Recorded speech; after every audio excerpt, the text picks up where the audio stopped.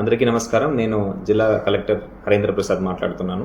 రాబోయే అంతర్జాతీయ యోగా దినోత్సవం సందర్భంగా ఈ కార్యక్రమంలో పాల్గొనాలని అనుకుంటున్న ప్రజలందరూ కూడా వాళ్ళు దగ్గర ఉన్న సచివాలయాన్ని సంప్రదిస్తే సచివాలయ సిబ్బంది ద్వారా అక్కడ ఏర్పాటు చేసిన రవాణా సౌకర్యం ద్వారా వాళ్ళకు కేటాయించబడిన ఆ కంపార్ట్మెంట్కి చేరుకోవడానికి అవకాశం ఉంటుంది.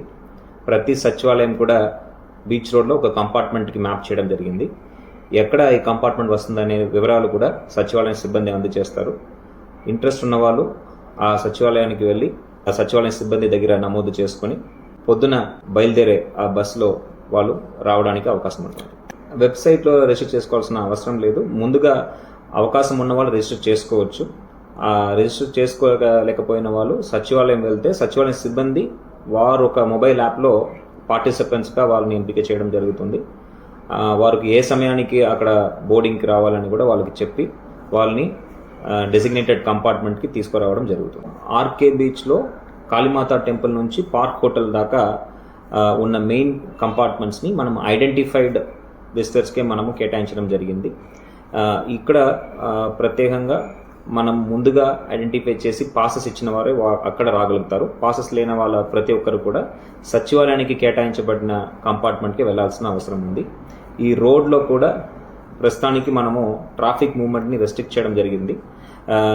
రాబోయే 3 రోజులు ఈ రెస్ట్రిక్షన్స్ ఉంటుంది. ప్రజలు అందరూ కూడా దీనికి సహకరించుకోవాల్సిగా కోరుతున్నాము.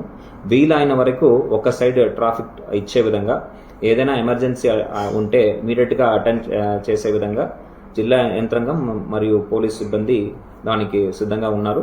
ఈ కార్యక్రమం చాలా భద్రతో మనం చేపట్టాల్సిన అవసరం ఉంది. గౌరవ ప్రధానమంత్రి వాళ్ళు రానున్నారు కాబట్టి ఇక్కడ డ్రోన్ మూమెంట్ అనేది ప్రైవేట్ డ్రోన్స్ అనేది అస్సలు వాడడానికి వీల్లేదు. దయచేసి ప్రజలు ఎవరు కూడా ఇంక్లూడింగ్ మీడియా మీరు డ్రోన్స్ని వాడవద్దని ఈ సందర్భంగా తెలియజేస్తున్నాను.